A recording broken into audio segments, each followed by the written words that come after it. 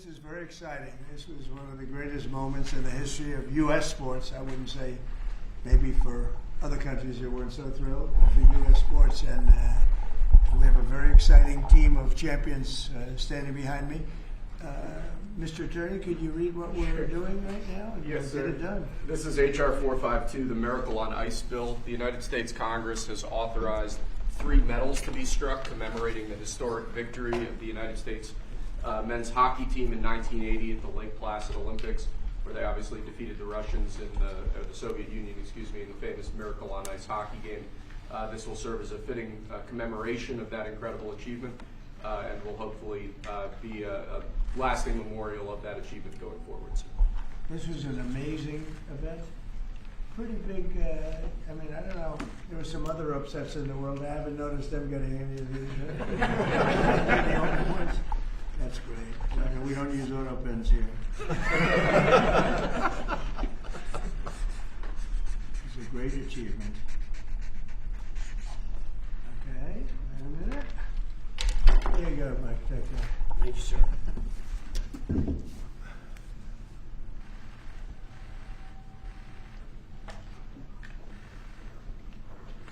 So great, right? Most of these people are too young to remember that. Most sports fans know it. Thank you very much. It's a great honor to have the media too. We're delighted to be joined today by true legends of American sports history, the heroes for the entire nation, the 1980 U.S. Olympic ice hockey team. This was one of the biggest moments that I've ever seen in sports, and I like sports. These are the men who gave us one of the most storied athletic wins of all time. It's called the Miracle on Ice, and I guess that's what it was. We're with us today by players like Jim Gregg, Steve Janicek, Bill Baker, Dave Christian, Ken Morrow, Jack O'Callahan, Mike Ramsey, Neil Bratt, Mike Urizioni, Rob McClanahan, Buzz Schneider, Dave Silk, Phil Vercoda, and numerous others. And what I'd love to do, when you have all of these media people, it's a nice, slow afternoon. Nothing's too slow around here. I think we just did a very good job with Thailand and Cambodia. We had them stopped, and I've been saying they stopped 8 wars, but they started shooting at each other 2 days ago. It wasn't good. And we got it, I think, straightened out today. So Thailand and Cambodia is in good shape. So we get a lot done.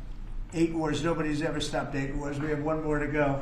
The easiest one, I thought, would be a country that you're somewhat familiar with, Russia and Ukraine. But a lot of progress is being made even there. Could I ask you to just say your name? And if you have anything to say, you could say that also. And then we'll get on with reading some of the stats. Yeah, my name is Ryan Suter. I'm here representing my dad, Bob, who passed away. It's a true honor for me to be a part of this, and thank these guys for allowing me to be a part of their team. And thank you for having this and hosting us. Your father was some player, incredible player. Did you ever play ice hockey? I did, yeah. So let me ask you, how good was he compared to his father? Don't answer. Mr. President, Ryan just played 21 years in the NHL. He Wow. played 1,500 games in the So, NHL. pretty comparable, though, right? Better? You think better? Yes. You can. His dad was I've tougher. heard he might be better. Dad was tougher, you're right. Dad was tougher. But you got good genetics. You had a great career. How long did you play? I played 21 years. Wow. Yeah. Well, you look pretty good for a guy who played 21 years. It's a rough business. Congratulations, Thank and you. great father. Thank you very Great much. father. Please. I'm Taria Lewis, and I'm here representing my dad, Mark Pavlich. I'm so honored to be here.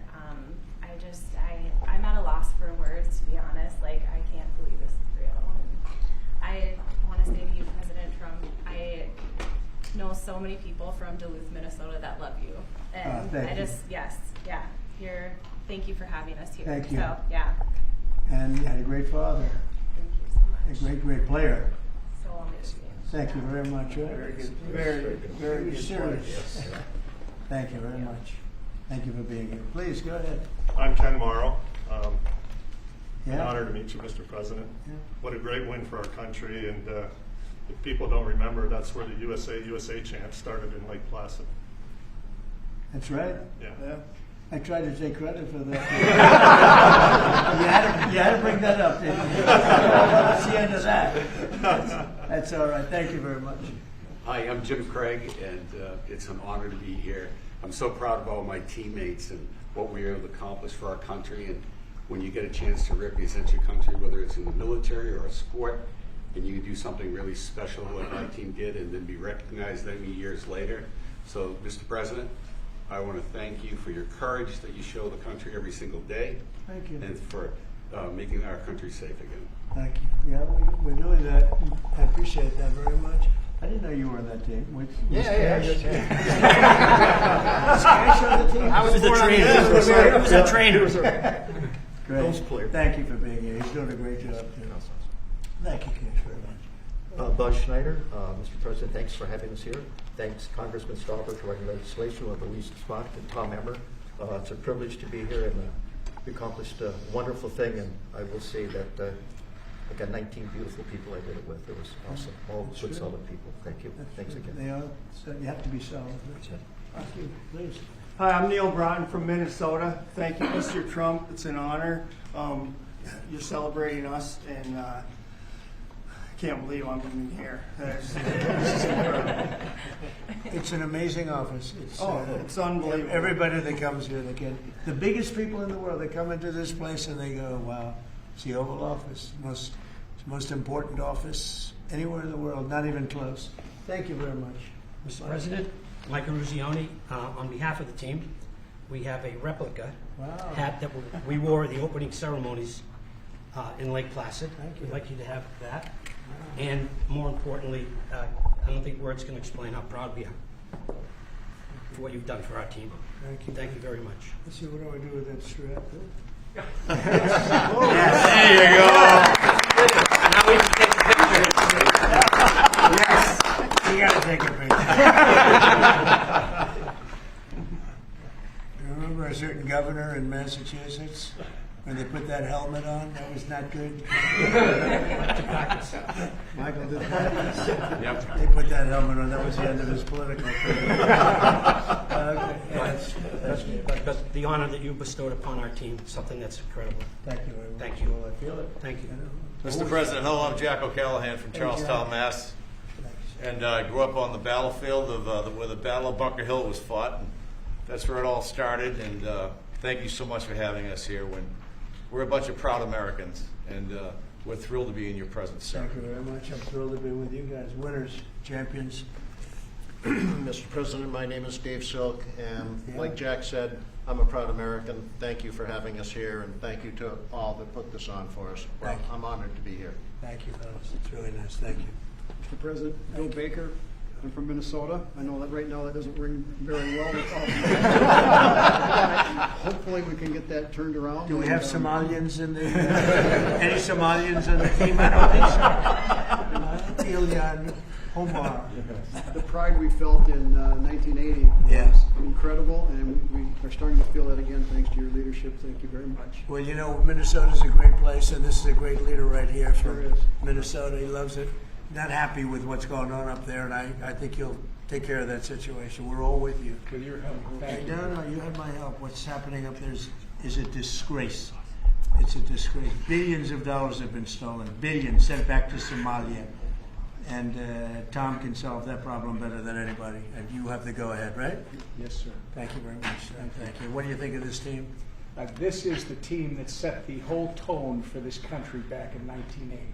It was the beginning of the great comeback, which, by the way, Donald J. Trump was the next beginning of the great comeback. So it's perfect that it's both you and this great team from 1980. Thank you, Tom. You're doing a fantastic job. Really a great leader. We appreciate it, friend. And Jackie is a great spouse. Remember, that's her favorite. That's right. That's true. That's what I heard. Yeah.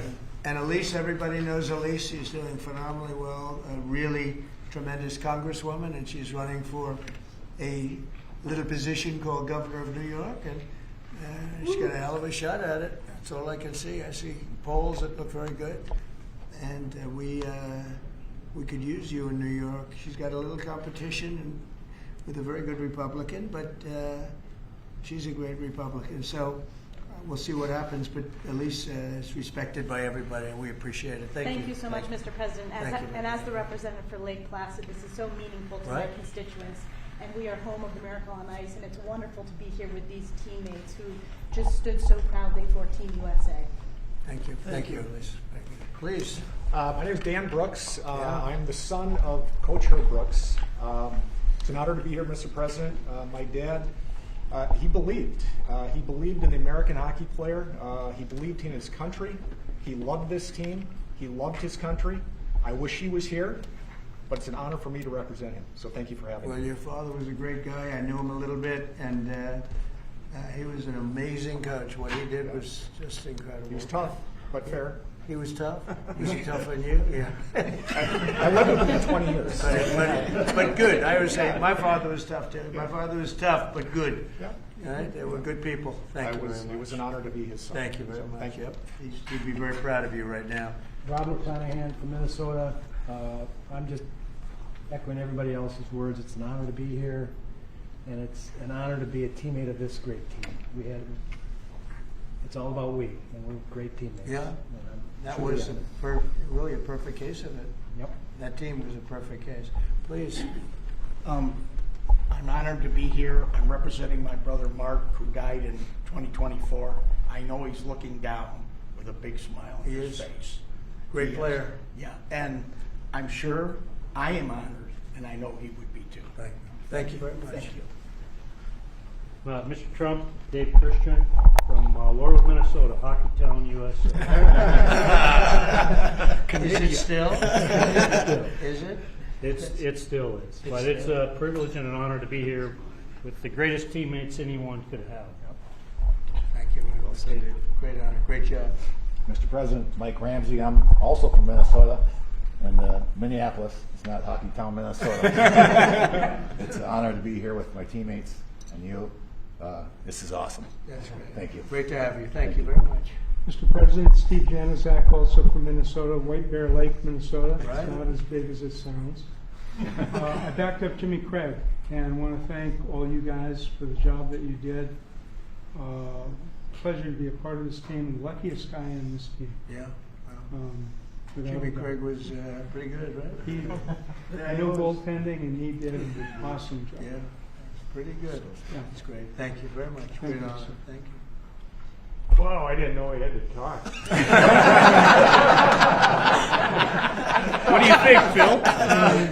I'm speechless, of course, but I'm Phil Burkota, originally from Duluth, Minnesota, and certainly, like all the other gentlemen here, we're having a wonderful, wonderful day, and just seeing the history of Washington, D.C., and the invitation and the award is beyond what I could imagine.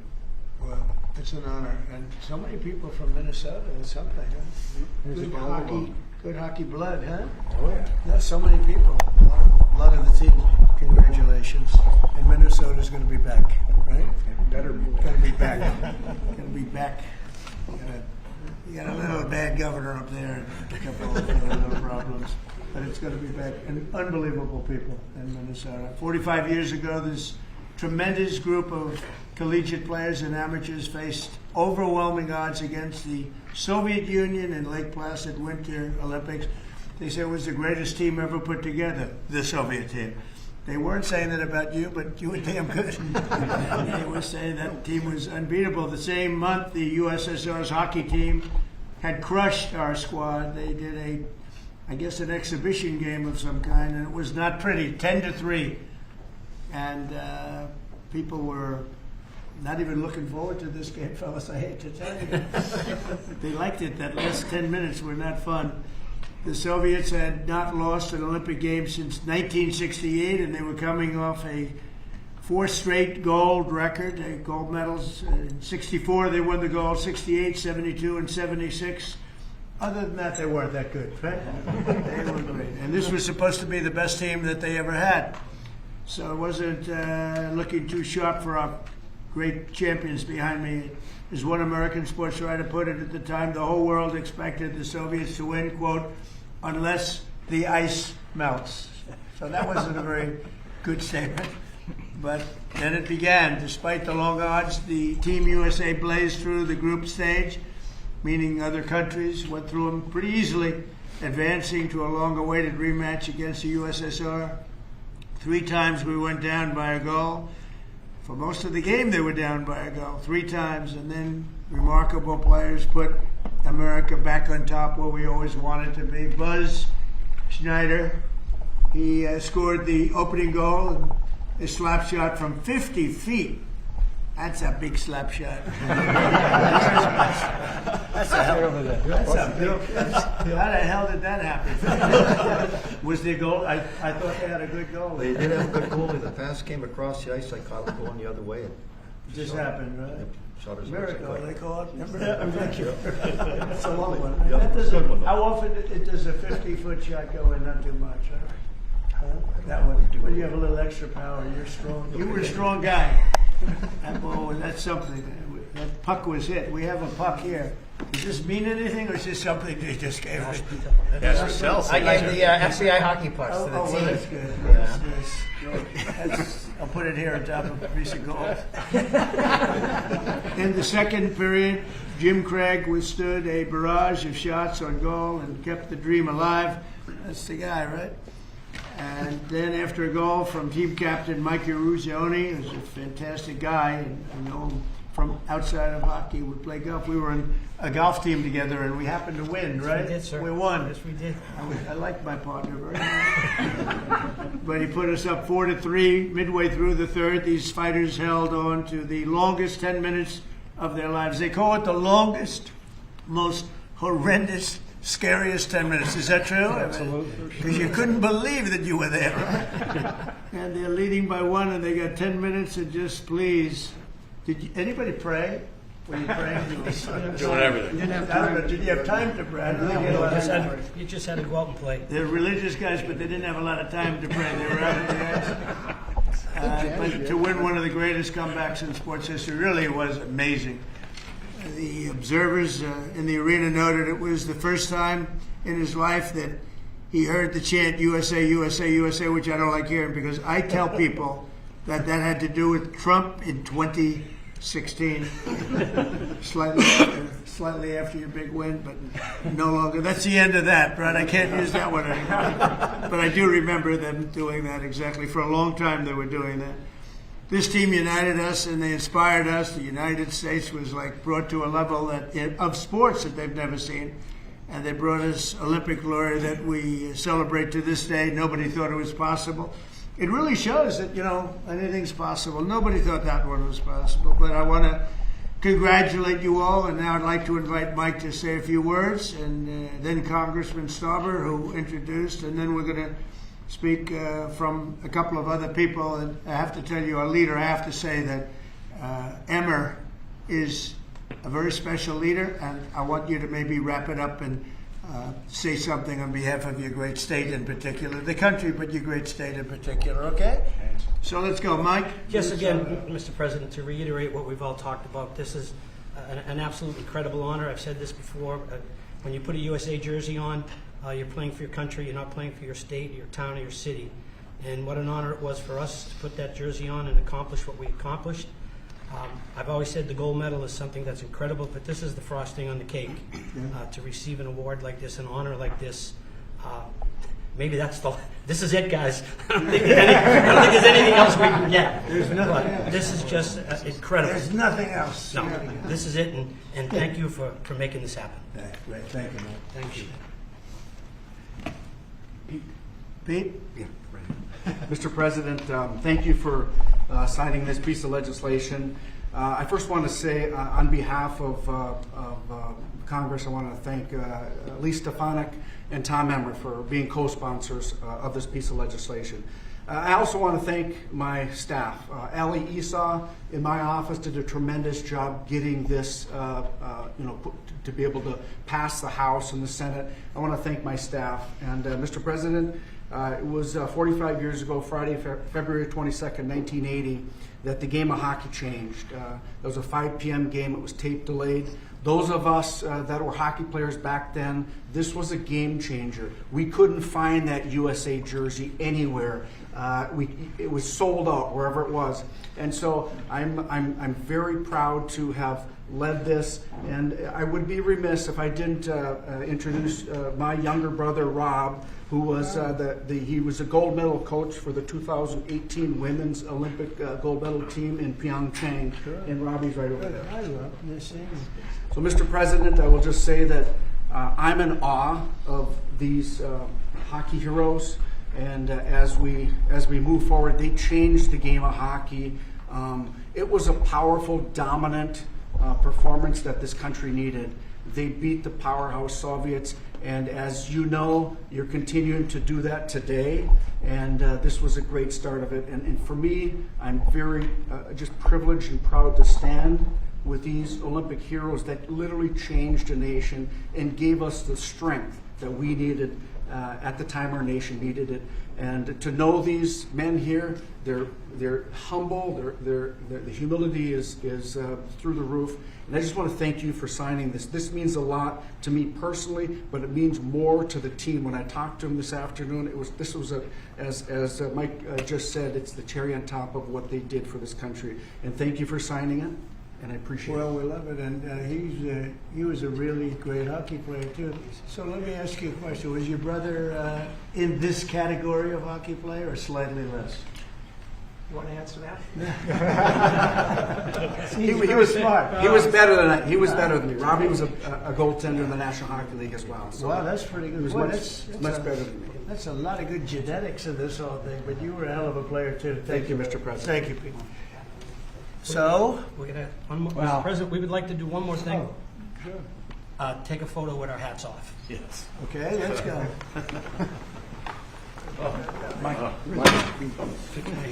That's from Minnesota and used to wearing hats. Okay. Straighten it out. Take a good one. You have Dan? Let's go, Dan. Get with it. Yeah, Get with it, Dan. Mine's good. Oh, there we go. Good photography. You got a little off guard. Could we move the boom lights up a little bit, please? Can we all move it up just a little bit tight? It's a good photo. This Good side. idea. A little bit more. Yeah, fine, Bill. Okay. Here we go. 1, 2, and 3. And one more.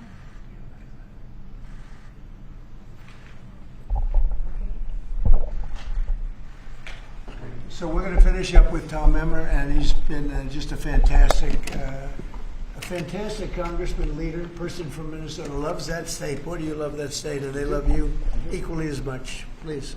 Thank you, Mr. President. First, I got to thank Pete Stauber as he's talking about humility. Pete Stauber actually was in the White House as a national championship captain of a national championship hockey team back in the 1980s. Not bad. This runs in the blood in Minnesota. This runs in our blood in Minnesota, but it's not about Minnesota, even though I will point out most of the guys are from Minnesota, but that's not the point. It doesn't matter if it's Massachusetts, Minnesota, Michigan, Wisconsin, wherever players came from back then, they were all Americans. That's what mattered, and they were an inspiration. And you know what it means to my state? It shows us that no matter how bad it gets, there's always a way to succeed if you're willing to try. And I think Mike Eruzione said it earlier. If you think you're going to lose, you're probably not going to win. Right. If you think you're going to compete and you're going to give it everything you've got, these men who are standing here and their colleagues who are not here, God bless them, those who couldn't be here and those who have departed, they reached the ultimate peak. And when they did it, as Pete pointed out, they lifted an entire country out of the ditch and set us off to an amazing several decades that followed. And it's not much unlike the 47th President of the United States. So I think it's entirely appropriate that you're doing this for these men. You're really doing it for the country. And God bless you, because Minnesota, I think, is going to experience a comeback because of you. They're going to do it. Minnesota's going to come back. No, I'm so impressed that so many of these champions come from Minnesota. It's amazing. It's a great place. Thank you very much. We engineered it. One of the best players for I think just. I think It starts again. Well, thank you very much. Any questions for the? Let's go to the players first, if you could. Thank you, Mr. President. First of all, it's a great honor to be in the room with all of you.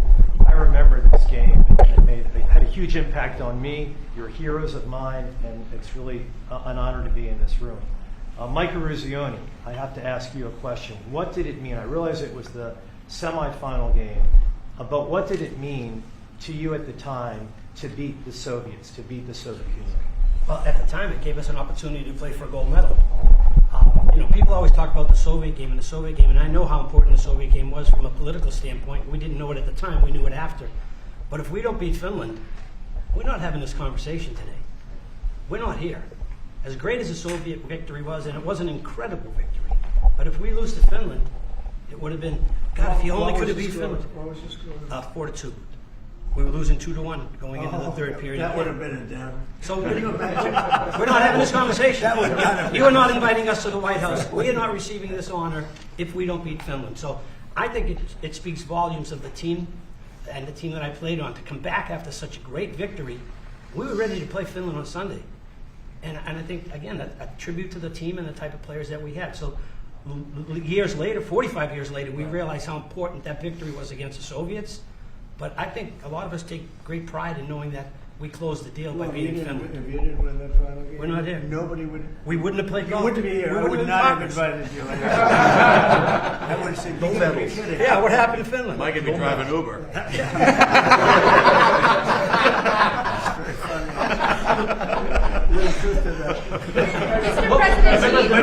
But you did win. What's the lesson for Ukraine from this win from 45 years ago when you defeated Russian team against all odds? Well, it's a similar situation, isn't it? Let's see what happens. We're working on seeing if we can make a deal right now. We're gonna see. We'll soon know, I guess. We're gonna see a lot of death. Last month, fellas, 25,000 soldiers were killed in Ukraine and Russia. 25,000. Can you imagine that? It's ridiculous. Maybe we should send our team. Mr. President, if I could, you guys were a team of amateurs. What do you think about the NIL, the deals that are being made with players, and they're hopping around schools? What do you think about it? I'll get your thoughts on that. My thoughts are I don't like it. I don't like the NIL. I don't like the portal. But that's the state of college sports today, and we have no control over that. I don't like it, and a lot of people that I've spoken to don't like it either. But we have no say. Well, I think we maybe do have a say. I think that it's a disaster for college sports. I think it's a disaster for the Olympics because, we're losing a lot of teams. The colleges are cutting a lot of they would call them sort of the lesser sports, and they're losing them like at numbers nobody can believe. And they were really training grounds, beautiful training grounds, hard-working, wonderful young people. They were training grounds for the Olympics. And a lot of these sports that were training so well would win gold medals because of it. Those sports don't exist because they're putting all their money into football. And, by the way, they're putting too much money into football because colleges don't make, even the most successful universities don't make that much money. And you can't pay a quarterback $14 million to come out of high school. They don't even know he's going to be a very good player. I mean, they've tried a couple of times. $14 and $12 million. And a couple of deals like that, and the most successful colleges are losing money. And I think the NIL is a disaster for sports. It's horrible for the Olympics. And I think it's actually horrible for the players. And you're losing all of these great sports. They're not college football. Even basketball is being affected. Basketball second. But even basketball is being affected.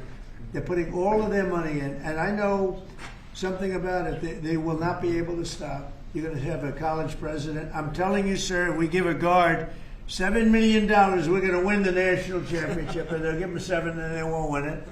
And even if they do win it, colleges cannot afford to be paying the kind of salaries that you're hearing about. And frankly, if you didn't have a very strong salary cap in sports, and even then, in professional sports, they'd all be out of business, everyone. You're going to have these colleges wipe themselves out. And something ought to be done, and I'm willing to put the federal government behind it. But if it's not done fast, you're going to wipe out colleges. They're going to get wiped out, including ones that do well in football. They can't pay $12 million, $14 million, $10 million, $6 million for players. They won't be able to stop. There'll always be that one player. They only have that player. They're going to win the national championship. And they'll have 100 colleges thinking the same thing. Colleges cannot afford to play this game. And it's a very bad thing that's happening. Mr. President, you talked about the Soviet Union, and I also want to ask about another country that you're targeting, which of course is Venezuela. Do you intend on seizing more oil assets from Venezuela and Well, I wouldn't tankers? tell you that. I mean, it wouldn't be very smart for me to tell you that. You know, we're supposed to be a little bit secretive. You're a very big time reporter, and I don't think I want to tell a big time reporter or a small time reporter that. But we are knocking out drugs at levels that nobody's ever seen before. We knocked out 96% of the drugs coming in by water, and nobody can figure out who the 4%. I wouldn't want to be the 4% either, but 96% of the drugs coming in by water. Every one of those boats you see get shot down, you just saved 25,000 American lives. But we knocked out 96% of the drugs coming in by water. And now we're starting by land, and by land is a lot easier. And that's going to start happening. And we're not going to have people destroying our youth, destroying our families. Forget about youth, everybody. You ever see a family with the fentanyl or cocaine? Colombia has at least 3 cocaine factories. That's a different country. We're not happy about it, but we're stopping it. And we've stopped it now on water. You don't even find boats on water. You don't even see fishing boats on water. You want to go fishing in that area? Does anybody want to go fishing in that area? I don't think so. So I just want to say this. We have now a strong border. A year and a half ago, we had millions of people pouring through. Now we have nobody coming in through our border. And we have a strong country. We have a country that's respected. And we're going to keep it that way. And we're not going to let people kill 300,000 people a year with drugs. Mr. President, one more follow-up question. Yeah, Mr. please. President. Fraud that you've been pointing out, talking about in Minnesota specifically. There have been some reports resurfacing and circulating, even by your own administration, alleging Ilhan Omar's marriage to her brother. And this would be a fraudulent situation if there, in fact, is found to be fraud in a situation like that. Would you like to see her denaturalized or others who have similarly committed? Well, I think she's very bad for our country. All she does is complain, complain, complain. She comes out of a country where they have no government, they have no military, they have no police, they got no nothing. They don't have a country, and they run around killing each other. And then she comes over here. She tells the United States of America how it should be run. We don't want to hear from her. I don't want to hear from her. I don't want to speak for Emmer, but I don't think Emmer particularly wants to hear. But don't say it because I don't want to get you in trouble, okay? Just be nice and easy, all right? I'll do it for you, but that part I'll do. But I just want to say that Mr. President? there's nothing worse than a person that comes in and does nothing but bitch and comes from a place where she shouldn't be telling us what to do. She shouldn't be telling us. And everybody agrees with me. And what's happening in Minnesota with Somalia, where billions of dollars is being stolen, right, like candy from a baby, we're not going to let that go on. And it's too great a state to have that happening. And guys like Tom Emmer and others, Pete Stauber, guys like them, they're going to stop it. And they're going to be given the authority to stop it. Because this country's not going to put up with it. Mr. President, do you plan to withhold funding? You've talked about land strikes happening soon. Is there anything at this point that can prevent that? And is the objective, if you make that decision, Well, I don't want to say that, but it's not only land strikes on Venezuela. It's land strikes on horrible people that are bringing in drugs and killing our people. You know, if we were in a war and we lost 300,000 people in a year, because that's what the real number is. It's not 100. You know, you keep hearing 100. And it's a lot worse than that because the families are devastated when they lose their child. If we were in a war, we lost 200,000 or 300,000, but I think it's more than 300,000. And that's a war that's like a war that would be unparalleled. Nobody's ever seen anything like that.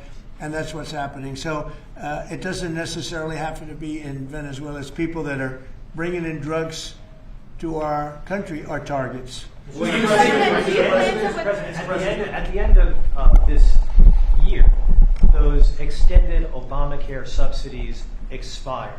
what's your message to those 24 million Americans who will see their insurance premiums go Well, up? don't make it sound so bad because, obviously you're a sycophant for Democrats. You're obviously a provider of bad news for Republicans. Let me just say something.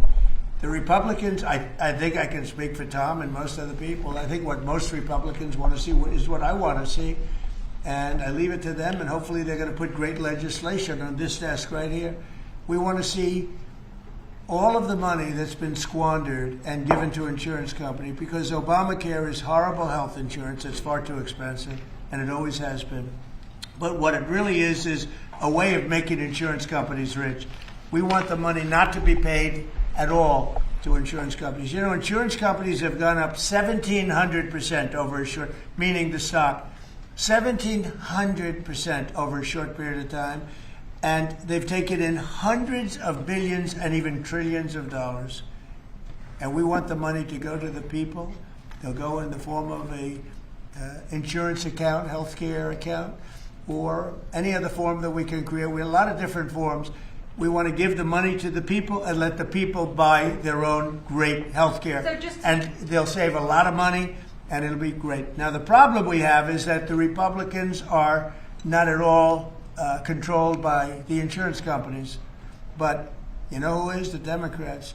The Democrats have received hundreds of millions of dollars. They're totally controlled by the insurance companies. So we might not get too many of their votes. But I actually think we'd get some Democrat votes. So I don't know how you feel about it, Tom, but everybody wants to see this happen. Everybody. I put it out, and all of a sudden, we've taken over in a positive way. The Republicans have taken over health care in a positive way. I want to see the billions of dollars go to the people, not to the insurance companies. And I want to see the people go out and buy themselves great health care. Much better health care at very little cost. That's what I want. And it's so simple. Mr. President, thank you. A follow-up on that. Many congressional Republicans have said they won't vote for an Obamacare extension deal if it includes funding for abortion. Would you assure those Republicans that you will not propose? Well, we're going to look into it. We're going to look into a lot of things. That's one of many factors. But what we do want to see is we want to see the money go to the people, not to the insurance. Mr. President. No, wait. You have to be nice and easy. She's very aggressive. Okay, please. Thanks, Mr. President. Can you tell us how this free economic zone would work in the Donbass and land that the Russians took by force? Well, I don't want to do that now. It's a very complex situation, but it would work, and a lot of people want to see it work. And all I want to do is I want to stop the death of 25,000 people a month. Go ahead. Thank you, Mr. President.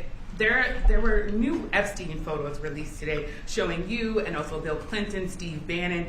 What were your reaction to those new photos that were released? Well, I haven't seen it, but I mean, everybody knew this man. He was all over Palm Beach. He has photos with everybody. I mean, almost there are hundreds and hundreds of people that have photos with him. So that's no big deal. I know nothing about it. How big a role do you want to personally play in the decision by the Fed on interest rates?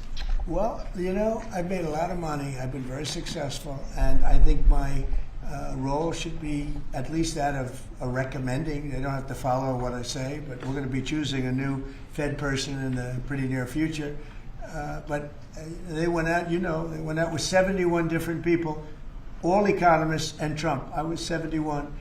And of the 71 people, I got it right, and one other person, I think from the Wharton School of Finance, my alma mater, got it right. There were two people that got it right out of 7, but I was one of them. So I think I certainly should have a role in talking to whoever the head of the Fed is, or the Fed. I don't think that, in the old days it used to happen. Nowadays it's sort of, they think it shouldn't happen. But I've done great. I've made a lot of money. I've been very successful. I think my voice should be heard. But I'm not going to make the decision based on that. I'll be making a decision over the next few weeks. Thank you all very much.